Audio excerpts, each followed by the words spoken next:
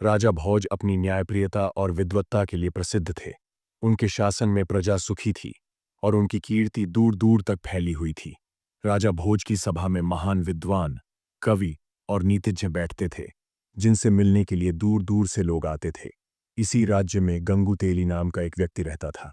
वह तेल निकालने का काम करता था, लेकिन अपने काम को बहुत बड़ा समझता था। धीरे धीरे उसमें घमंड आ गया और उसने सोचा कि राजा भोज से उसकी कोई तुलना नहीं हो सकती। गंगू तेली का अहंकार गंगू अक्सर कहा करता, राजा भोज और मैं कोई अलग नहीं है।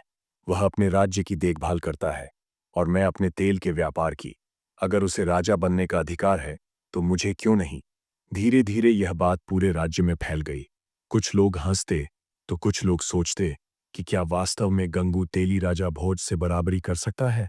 दरबार में गंगू तेली की चुनौती। एक दिन गंगू तेली राजा भोज के दरबार में जा पहुंचा।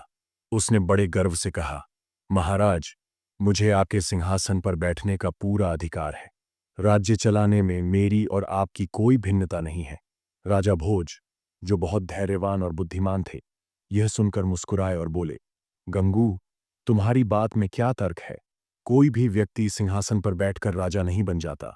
गंगू ने तुरंत उत्तर दिया, राजा बनने के लिए ज्ञान की नहीं, ताकत और साधनों की जरूरत होती है।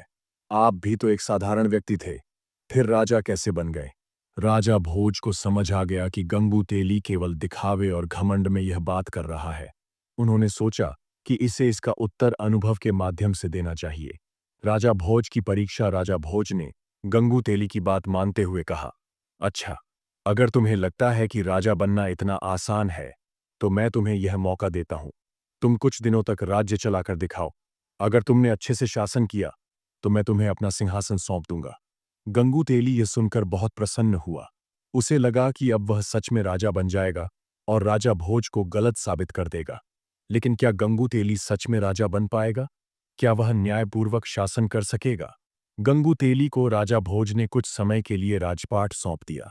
यह देखकर दरबार के सभी मंत्री और विद्वान चकित थे, लेकिन राजा भोज ने मुस्कुराते हुए कहा, राजा बनना आसान नहीं होता गंगू।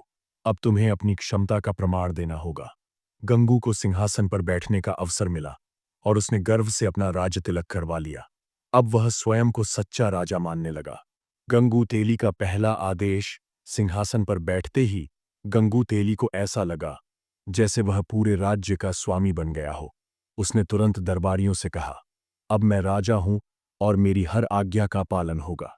प्रजा की पहली शिकायत एक गरीब किसान की थी, जिसका खेत किसी सामंत के सैनिकों ने नष्ट कर दिया था। गंगू ने बिना किसी जांच के आदेश दिया, सामंत को जेल में डाल दो और उसकी संपत्ति जब्त कर लो। मंत्री ने विनम्रता से कहा, महाराज, पहले दोनों पक्षों की बात सुननी चाहिए, तभी सही निर्णय लिया जा सकता है। गंगू ने गुस्से में उत्तर दिया, मुझे उपदेश मत दो, अब से केवल मेरा ही आदेश चलेगा। गंगू की नासमझी से बढ़ी परेशानी। गंगू तेली को लगा कि कड़े फैसले लेने से वह शक्तिशाली राजा बन जाएगा। उसने राज्य के कर बढ़ा दिए और सैनिकों को सख्त आदेश दिए कि जो भी विरोध करे उसे दंडित किया जाए। लेकिन इन कठोर नीतियों से प्रजा में असंतोष बढ़ने लगा। एक व्यापारी गंगू के दरबार में आया और बोला, महाराज, आपने कर बढ़ा दिए हैं, लेकिन प्रजा पहले से ही गरीब है। कृपया इस फैसले पर पुनर्विचार करें। गंगू ने गुस्से में कहा, जो कर नहीं देगा उसकी सारी संपत्ति जब्त कर ली जाएगी।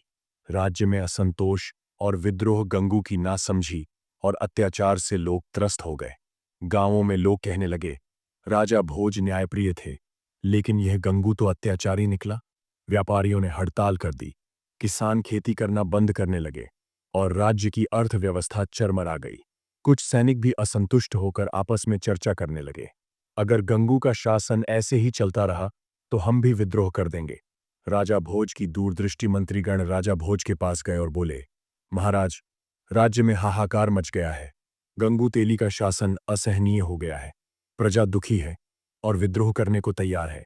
राजा भोज मुस्कुराए और बोले, धैर्य रखो। जो व्यक्ति अहंकार में खुद को महान समझता है, उसे समय ही सबक सिखाएगा। गंगू को अब तक अपनी शक्ति का नशा था, लेकिन उसे जल्द ही अपनी गलती का एहसास होने वाला था। क्या गंगू तेली अपनी गलती समझेगा या राज्य में और बड़ा संकट आएगा? जानने के लिए